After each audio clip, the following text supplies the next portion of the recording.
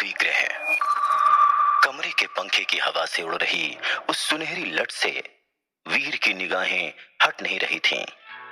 उस लट के पीछे से झांक रही वो काली बड़ी आंखें, सुर्ख गुलाबी होंठ और वो सोने सी चमकती त्वचा को निहारता हुआ वीर मानो भरी क्लास में पीरियड शुरू होने से पहले वाला शोर भी सुन नहीं पा रहा था।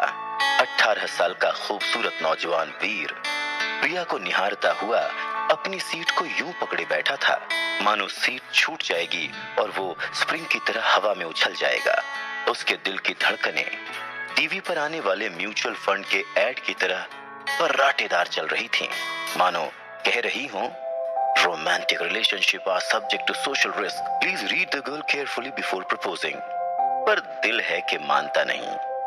वीर से अब रहा नहीं जा रहा था और वो अपने बैग से एक लाल गुलाब का फूल और एक पिंक कलर का कार्ड निकालता है और धीमे से जाकर प्रिया के सामने खड़ा हो जाता है। ये देखकर पूरी क्लास ऐसे शांत हो जाती है जैसे कोई टीचर आ गया हो। वीर हिम्मत जुटाकर प्रिया की तरफ गुलाब का फूल बढ़ा देता है और कह ही डालता है, आई लव यू प्रिया। प्रिया आव देखती है नताब और वीर को एक धक्का देकर दांत भींचते हुए धीमी आवाज में कहती है, शट अप, पीछे देख। वीर को बहुत अजीब लगता है। वो प्यार में आगे बढ़ना चाहता है और माशूका कह रही है कि पीछे देख। वो सोच ही रहा होता है कि तभी एक भारी आवाज से उसका ध्यान पीछे जाता है। ओ हीरो, आशिक आवारा, चल सीट पर बैठ जा, रिजल्ट अनाउंस करना है। अब वीर को एहसास होता है कि क्लास सच में टीचर को देखकर शांत हुई थी। भाई पोपट होने की भी कोई हद होती है। उस टीचर की ऐसी दहाड़ सुनकर जान चली जाए कि आशिकी भला क्या चीज है। वीर धड़ाम से वहीं पर बैठ जाता है। क्लास में सभी बच्चे पास हो गए हैं सिवाय एक को छोड़कर। वीर रहे जा। मैथ्स टीचर की ये दूसरी दहाड़ सचमुच जानलेवा थी। सभी हंस पड़ते हैं, प्रिया भी। वीर के सपनों का जहाज उसके एम्बैरेसमेंट के समंदर में डूबता सा फील हो रहा था। उसे क्या पता था कि जिंदगी के कागज पर वो किस्मत की कलम से जो लव लेटर लिखने वाला था उसे मैथ्स के इक्वेशन खराब कर देंगे।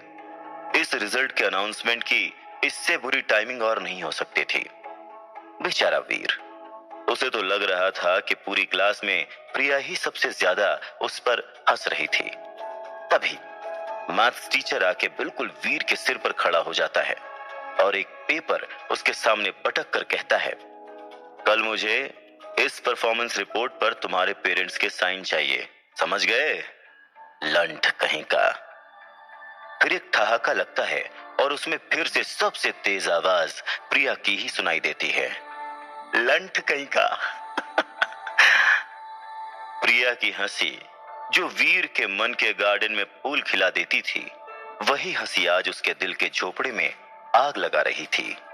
वीर अब बर्दाश्त नहीं कर पा रहा था और वो उठ के क्लास से बाहर चला जाता है। बेचारा वीर, इतनी समस्याएं तो टीवी सीरियल वाली डेली सोप की हीरोइन को भी कभी नहीं होती जितनी उसको आज हो गई थी। मैथ्स और प्यार में ज्यादा फर्क नहीं है, दोनों ही कॉम्प्लिकेटेड होते हैं। इसीलिए अपना वीर दोनों में ही फेल हो गया। अब पेरेंट्स से रिपोर्ट कार्ड साइन भी करवाना है। घर में मम्मी और बहन है, पापा तो अब रहे नहीं। बिजनेस राइवलरी में किसी ने उनका मर्डर कर दिया था। तब से ही शायद वीर का पढ़ाई में मन लगना बंद हो गया था। अरे आज तो बड़ी जल्दी आ गया। वीर ने एक टांग घर के अंदर डाली ही थी कि माँ ने गोली की तरह सवाल दाग दिया, जैसे वीर दहलीज नहीं देश का बॉर्डर क्रॉस कर रहा हो। वीर भी तैयार था।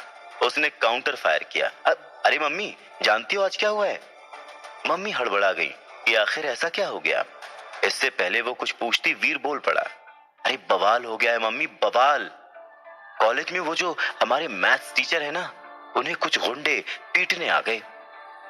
मम्मी की चिंता की लकीरें और गहरी हो गईं। वीर फिर बोला, सब कह रहे थे किसी औरत से चक्कर है उनका। अरे पर वो तो शादीशुदा है ना, अच्छे आदमी है भाई। माँ ने चिंता जताई। अरे वही तो माँ, तुम तो सब जानती हो उनके बारे में। वेरी गुड, अब इस पेपर पर साइन कर दो। वीर ने चाल चली। क्या इस पेपर में? माँ ने पूछा। मैथ्स टीचर का कैरेक्टर सर्टिफिकेट है माँ।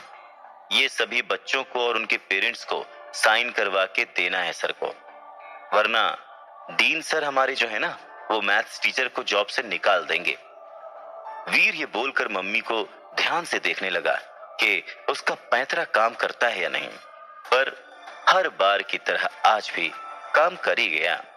मम्मी ने झट से पेपर पर साइन कर दिया।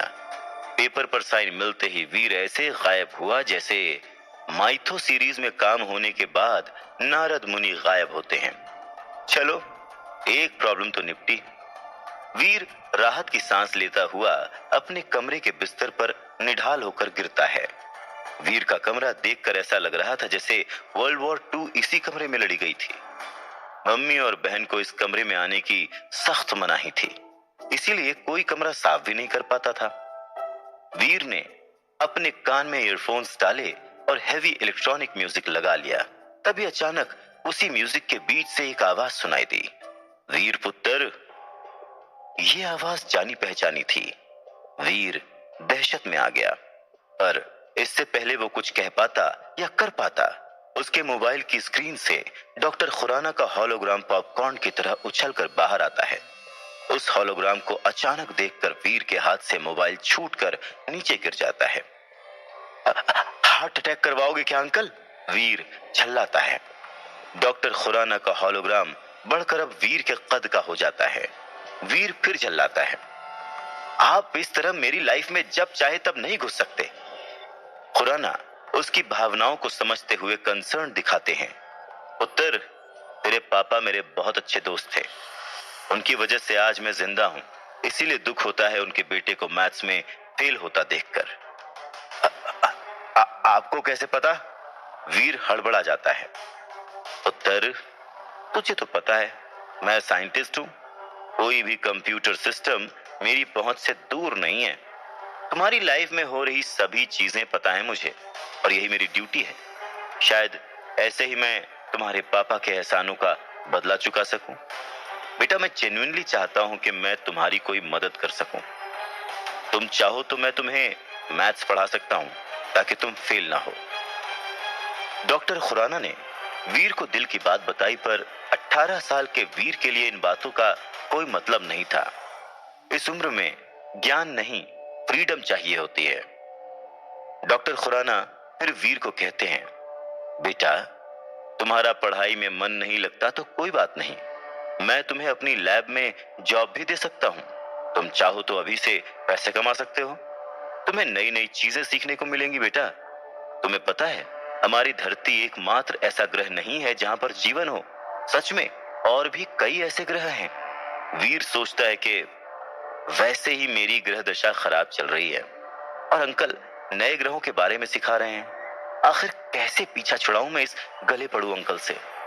अब वो समझ चुका है कि डॉक्टर खुराना से पीछा छुड़ाना इतना आसान नहीं था, इसीलिए उसने आसपास देखा और फिर अपना मोबाइल उठाकर पास रखे फिश बोल में डाल दिया। उड़ करते मोबाइल के साथ डॉक्टर खुराना का हॉलोग्राम भी बंद हो गया। वीर ने अपने दोनों हाथों को ऐसे झटका जैसे कोई मुसीबत टल गई हो, पर आज फिर से वीर को मोबाइल टेबल लैंप के नीचे सुखाना पड़ेगा। दूसरे दिन दोस्तों की आवाज से वीर की नींद खुलती है और वीर को रियलाइज होता है कि वो आज फिर से कॉलेज के लिए लेट हो चुका है। फटाफट से तैयार होकर वो नीचे आता है।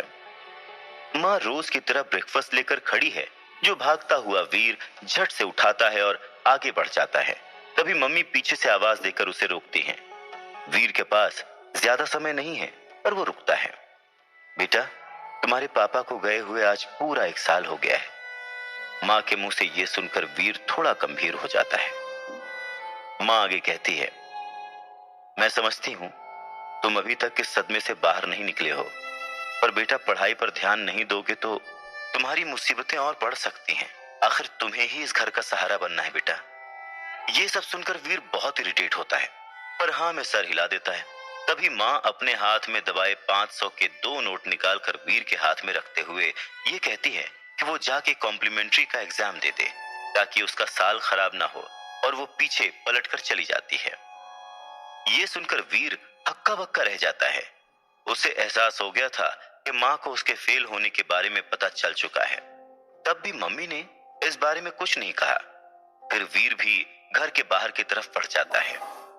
पापा की मौत के बाद वीर का पढ़ाई में मन लगना बिल्कुल बंद हो चुका था। वो बस रियलिटी से दूर रहना चाहता था।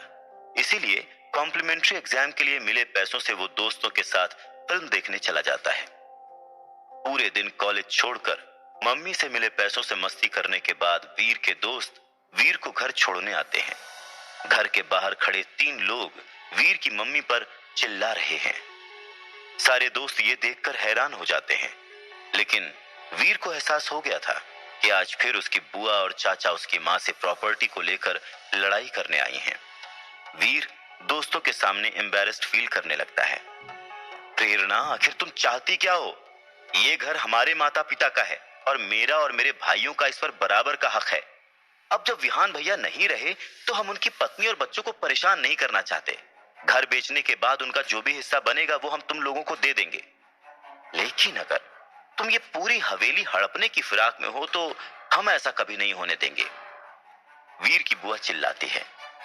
तभी वीर के चाचा भी लपक पड़ते हैं। हाँ, या तो फिर हमें इस घर की कीमत के हिसाब से 3 करोड़ रुपए दे दो, या ये घर खाली करो ताकि हम इसे बेचकर पैसे आपस में बांट सकें। वीर की मम्मी और बहन सहमी हुई थी। बहन तो माँ को पकड़कर रोई जा रही थी। 3 करोड़ रुपए मैं कहां से लाऊंगी भाई साहब? वीर के पापा के जाने के बाद जो हमारी हालत है वो आप सबसे छुपी नहीं है, वीर की मम्मी ने गिड़गिड़ाते हुए कहा। यह सुनकर वीर के दोस्त वीर की तरफ देखने लगे। वीर को लगा जैसे उसकी इमेज का बंटाधार हो रहा है। अगर अभी उसने कुछ नहीं किया तो यहां भी लुटिया डूबी समझो। तभी वीर अब उस लड़ाई में कूद पड़ता है। आप लोगों की हिम्मत कैसे हुई ऐसे मेरे घर पर मेरी मां को आके धमकी देने की? वीर को ऐसे गुस्से में चिल्लाते देख सब हैरान रह जाते हैं। आप लोगों को शर्म नहीं आती? मेरे पापा ने आप लोगों की कितनी मदद की है। आप सबके फैमिली बिजनेस को अकेले बचाया है उस स्टार ग्रुप से, और स्टार ग्रुप से दुश्मनी की वजह से ही उनकी जान चली गई। अब उनके जाने के बाद आप लोग उनके परिवार को परेशान करने आते हैं। मम्मी उसे रोकने की कोशिश करती है। बेटा तो शांत हो जा। पर वीर का गुस्सा अब दहलीज पार कर चुका था। ए बच्चों, बिजनेस का छोड़ और इस घर की बात कर। ये घर हमारे फादर का है जिसमें हम सब भाई बहनों का बराबर का हिस्सा है। बड़े चाचा फुफकारे, अगर हमें इसमें हिस्सा नहीं मिला तो हम कोर्ट में जाएंगे, वरना बोल अपनी माँ से कहीं से लाकर हमें 3 करोड़ रुपए दे दे। जब माँ से क्यों बोलूं? मैं अपनी माँ का बेटा वीर, मैं तुम सब से वादा करता हूं कि मैं तुम्हारे 3 करोड़ लेकर तुम्हारे मुंह पर मारूंगा। वीर दहाड़ता है। दोस्तों के साथ खड़ी वो लड़की मुस्कुराती है, जिससे वीर का कॉन्फिडेंस 7वें आसमान पर पहुंच जाता है। अब निकलो मेरे घर से, वरना मैं कुछ गलत कर बैठूंगा। बेटा तेरे पास बस 6 महीने का समय है, देख ले क्या कर सकता है। ये बोलकर बुआ और बाकी चाचा वहां से चले जाते हैं। वीर की मम्मी हैरानी में उसे देखती रह जाती है। वीर भी घर के अंदर चला जाता है। स्टाइल मारने के चक्कर में 3 करोड़ देने के बाद तो वीर बोल आया था, पर वो इतने पैसे लाएगा कहां से? उसने तो अपनी समस्या और बढ़ा ली थी कि तभी उसे डॉक्टर खुराना का ख्याल आता है।